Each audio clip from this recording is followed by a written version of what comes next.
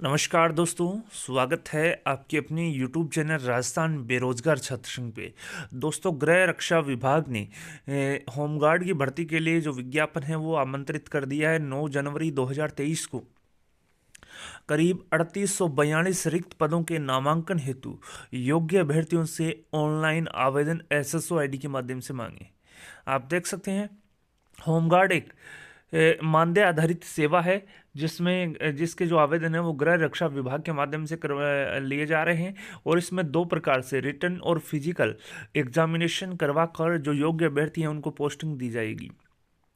3842 जो रिक्त पद हैं उन पे जो आवेदन है वो आप देख सकते हैं, विज्ञप्ति प्रकाशित होने के बाद 12 जनवरी 2023 मध्य रात्रि से भरा जाना शुरू होकर 11 फरवरी 2023 तक भरे जा सकेंगे।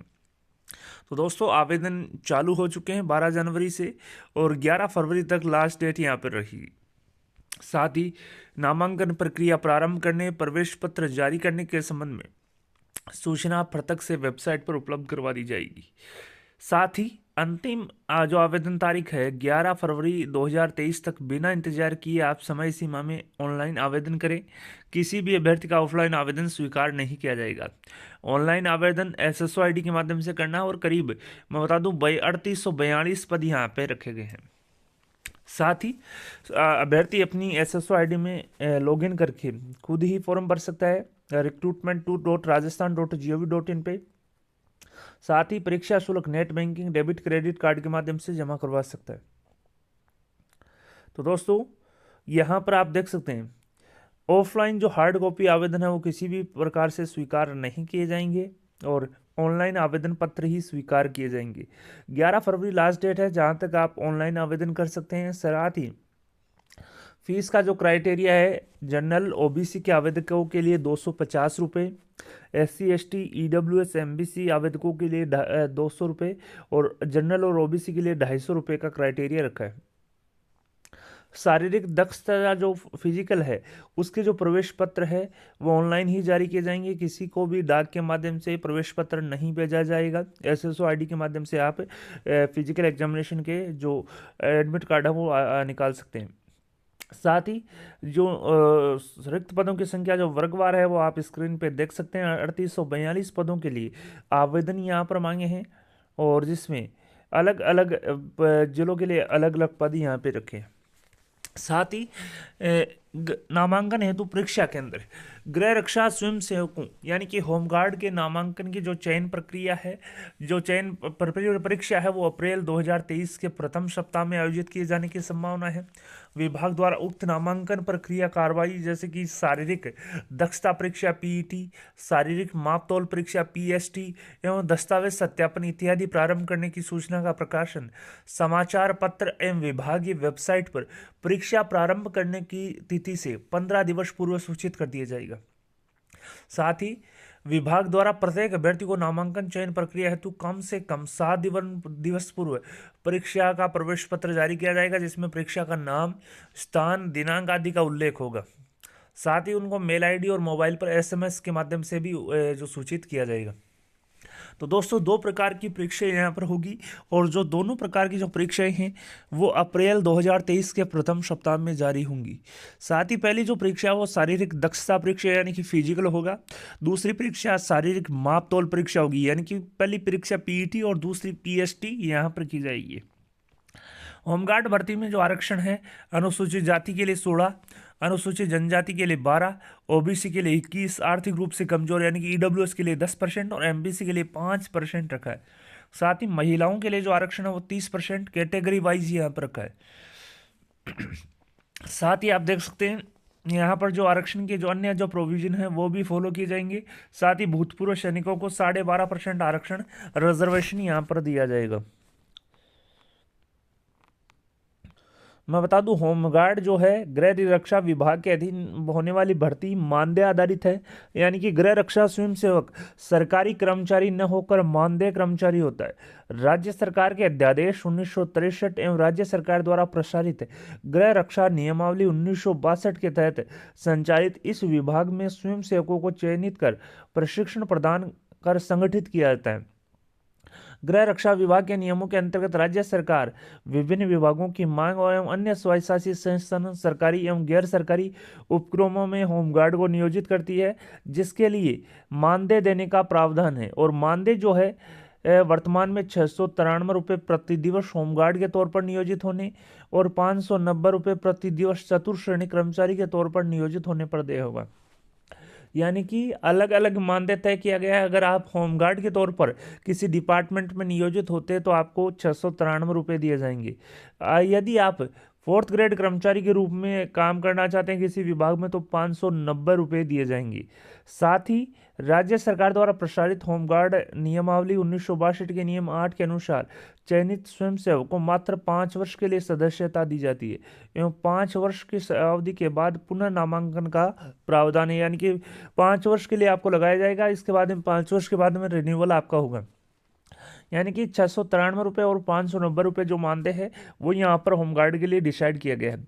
अब जो पात्रता क्या है आप देख सकते हैं, मैं बता दूं शहरी ग्रामीण रक्षा के अभ्यर्थियों के लिए निवास संबंधी जो योग्यता है आप देख सकते हैं, जिस गृह रक्षा प्रशिक्षण केंद्र उपकेंद्र के रिक्तियों के विरुद्ध आवेदन किया है वह उस जिले में निवास करने का तहसीलदार द्वारा जारी मूल निवास प्रमाण पत्र उसके पास होना चाहिए। साथ ही सीमा रक्षा के अभ्यर्थियों के निवास की जो योग्यता है, जिस सीमा रक्षा दल की कंपनियों की रिक्तियों के विरुद्ध आवेदन किया है उस कंपनी मुख्यालय से 25 किलोमीटर की परिधि में आने वाले समस्त ग्राम पंचायत मुख्यालय के अधीनस्थ राजस्व ग्राम में निवास करने का तहसीलदार द्वारा जारी मूल निवास प्रमाण पत्र होना चाहिए। और मैं बता दूं होमगार्ड के लिए जो न्यूनतम जो शैक्षणिक योग्यता है वो 8वीं पास रखी गई है। आयु सीमा आप देख सकते हैं 18 से 35 वर्ष में न्यूनतम जो एज सीमा है वो 18 और मैक्सिमम जो है 35 वर्ष से अधिक नहीं होनी चाहिए। अर्थात आवेदक जो है एप्लीकेंट जो है उनका जन्म 1 जनवरी 2005 के बाद तथा 1 जनवरी 1988 से पूर्व का न हो। जो शारीरिक मापदंड है मैं बता दूं कि ऊंचाई कितनी होनी चाहिए, पुरुषों में कितनी होनी चाहिए, महिलाओं में कितनी होनी चाहिए। आप देख सकते हैं सामान्य क्षेत्र के जो है और टीएसपी जिसमें 12 जिले के जो शहरिया है उनके लिए कितनी होनी चाहिए। सामान्य के लिए न्यूनतम पुरुष की जो ऊंचाई है 168 सेंटीमीटर, महिला की 152, 12 जिले के लिए 160 पुरुष और 145 महिला। सेना केवल पुरुषों के लिए है, महिलाओं पर लागू नहीं है। सामान्य क्षेत्र के लिए बिना फुलाई 81, फुलाने पर 86 सेंटीमीटर और 12 जिले के शहरिया के लिए बिना फुलाई 76, फुलाने पर 79। वजन पुरुषों पर लागू नहीं होता और महिलाओं पे सामान्य के लिए 47.5 और 12 जिले की शहरिया महिलाओं के लिए 43। साथ ही आप देख सकते हैं न्यूनतम अनुसूचित जाति जनजाति के अभ्यर्थी उपरोक्त मापदंडों में उपलब्ध नहीं हो पा रहे हो तो न्यूनतम लंबाई व सीने की न्यूनतम माप में 5 सेंटीमीटर की छूट दी जा सकेगी, किंतु 5 सेंटीमीटर सीना फुलाए जाने की अनिवार्यता यहाँ पर रहेगी। साथ ही चिकित्सा मापदंड जो है आपका मेडिकल करवाया जाएगा और जो आंखें हैं वो 6/6 की होनी चाहिए। अभ्यर्थी मानसिक रूप से जागरूक, सुदृढ़ स्वास्थ्य वाला तथा शारीरिक विकारों, दोषों और रोगों से मुक्त होना चाहिए। अभ्यर्थी के घुटने आपस में टकराने, नसें फूली हुई होने, भोंगापन, रतौंधी, रंग दृष्टि दोष, मधुमेह, अलमुरिया, हकलाकर बोलना, पैर समतल, हर्निया, शल्य प्रॉब्लम या अन्य कोई विकृति है तो ऐसी कोई बाधक हो नहीं होनी चाहिए। नामांकन के लिए अयोग्यता भी आप देख सकते हैं किस प्रकार से अयोग्यताएं हैं। साथ ही नामांकन हेतु चयन प्रक्रिया क्या रहेगी। सबसे पहले पंजीकरण और प्रमाण पत्रों की जांच की जाएगी कि आप योग्य हैं या नहीं। इसके बाद में जो नेक्स्ट स्टेप है वो यहाँ पर जो शारीरिक दक्षता परीक्षा यानी कि फिजिकल एफिशिएंसी टेस्ट है पीईटी, वो यहाँ पर आपसे करवाया जाएगा। पीईटी के लिए जो मैं बता दूं 15 अंक निर्धारित किए हैं। सबसे पहले बात करते हैं पीईटी में पुरुष वर्ग 1000 मीटर की दौड़ यहाँ पर करेंगे। अगर 3 मिनट और 30 सेकंड में आपने दौड़ पूरी की है तो 15 अंक, 3 मिनट 45 सेकंड में आपने दौड़ पूरी की है 10 अंक, 4 मिनट तक आपने की है तो 5 अंक और 4 मिनट से आपने अधिक लगाए तो आपको कोई अंक दे नहीं होगा। महिलाओं के लिए 800 मीटर की दौड़ है, 3 मिनट 30 सेकंड में पूरी करने पर 15, 3 मिनट 50 सेकंड में पूरी करने पर 10 और 4 मिनट और 10 सेकंड में पूरी करने पर 5 और 4 मिनट और 10 सेकंड से आपने ऊपर का समय लिया तो 0। साथ ही चिनअप जो है अधिकतम चिन्हफ के लिए 10 अंक है। पुरुष 10 चिन्हफ करेंगे तो 10 अंक, 7 करेंगे तो 7 अंक, 5 करेंगे तो 5 अंक, और 5 से कम करेंगे तो 0। इसी प्रकार से महिला वर्ग है गोला फेंक, 4 किलो का गोला है वो फेंकवाया जाएगा। अगर आपने 16 फीट तक फेंका है तो 10 अंक, 15, 7 अंक, 14 फीट 5 अंक, और 14 फीट से कम तो 0 अंक। शारीरिक दक्षता परीक्षा दौड़ केवल एक ही अवसर दिया जाएगा, यानी कि शारीरिक दक्षता परीक्षा के लिए कोई अपील दायर करने का अवसर यहाँ पर नहीं दिया जाएगा। तो दोस्तों पीईटी करवाई जाएगी। इसके बाद में शारीरिक मापतोल परीक्षण करवाया जाएगा। शारीरिक मापतोल जो परीक्षण है पीएसटी, जिसमें आप देख सकते हैं गृह रक्षा विभाग के नामांकन बोर्ड द्वारा पीएसटी करवाया जाएगा, जिसमें मापतोल से अवगत करवाया जाएगा। शारीरिक मापतोल में अयोग्य अभ्यर्थी निर्धारित फीस राशि 500 रुपये जमा करवा कर शारीरिक मापतोल परीक्षण बोर्ड के अध्यक्ष को एक बार अपील भी कर सकेंगे। साथ ही थर्ड चरण है जो है उसके जो विशेष योग्यता है, जो आपकी एजुकेशन क्वालिफिकेशन है, उसके अधिकतम आपको 20 अंक दिए जाएंगे। यानी कि पीईटी के लिए मैंने आपको बताया अलग अलग अंक, जिसमें पुरुष वर्ग के लिए दौड़ के लिए 15 अंक, महिला के लिए भी 15 अंक, पुरुष वर्ग को चिन्हफ के लिए 10 अंक, और महिला के लिए गोला फेंक के लिए 10 अंक यहाँ पर तय किए गए हैं। इसी प्रकार से जो विशेष योग्यता है उसकी 20 अंक आपको दिए जाएंगे। यदि आपके पास एनसीसी यानी कि नेशनल कैडेट कोर का ए ग्रेड का प्रमाण पत्र है तो आपको 2 अंक दिए जाएंगे, बी ग्रेड का प्रमाण पत्र है तो 4 अंक, और सी ग्रेड का प्रमाण पत्र है तो 6 अंक दिए जाएंगे। यदि आपने राजस्थान कॉरपोरेशन नॉलेज कॉरपोरेशन द्वारा RSCIT आपने प्रमाण पत्र किया है, अथवा डोकेक किया है, या NCVT से मान्यता प्राप्त आपने कंप्यूटर संबंधी प्रमाण पत्र प्राप्त किया तो 4 अंक आपको दिए जाएंगे। इसी प्रकार से आपने electrician, filter, plumber, welding, motor गाड़ी mechanic, diesel mechanic, carpenter, painter, fire technology and industrial safety, fireman का NCVT से मान्यता प्राप्त IT संस्थान से डिप्लोमा प्राप्त किया है तो 3 अंक दिए जाएंगे। अगर आप खेलों में प्रतिभागी होने का उपयुक्त प्रमाण पत्र प्रस्तुत करते हैं अंतर्राष्ट्रीय और राष्ट्रीय स्तर का तो 4 अंक, और राज्य स्तर का आप प्रस्तुत करते हैं तो 2 अंक। साथ ही आप स्काउट का प्रमाण पत्र प्रस्तुत करते हैं राष्ट्रपति पुरस्कार का तो 4 अंक, राज्य पुरस्कार 3 अंक, और तृतीय सोपान उत्तीर्ण 2 अंक। इसी प्रकार से हल्का भारी मोटर वाहन चालक, भारी मोटर वाहन चालकों को 4 अंक, और हल्का मोटर वाहन चालकों को 2 अंक दिए जाएंगे। यानी कि टोटल जो 20 अंक है जो विशेष योग्यता इनमें से दिए जाएंगे। साथ ही विशेष योग्यता हेतु देय अंकों के संबंध में स्पष्ट किया जाता है कि किसी अभ्यर्थी के विशेष योग्यता हेतु अधिकतम अंकों का कुल योग 20 से अधिक नहीं होगा। इसी प्रकार उपरोक्त श्रेणियों में अधिकतम अंक वाले प्रमाण पत्र के अंक ही गणनीय होंगे। साथ ही अगर इसके बाद में जो नेक्स्ट चरण है मौखिक व्यक्तित्व परीक्षण का होगा, जिसमें अधिकतम 5 अंक आपको दिया जाएगा।